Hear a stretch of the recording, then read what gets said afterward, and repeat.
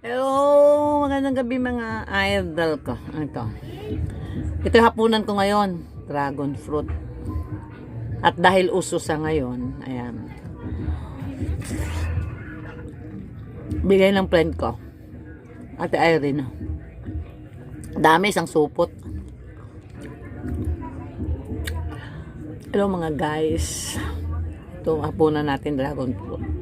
Mataba nga lang siya, pero okay na yun kasi pangit naman yung matamis.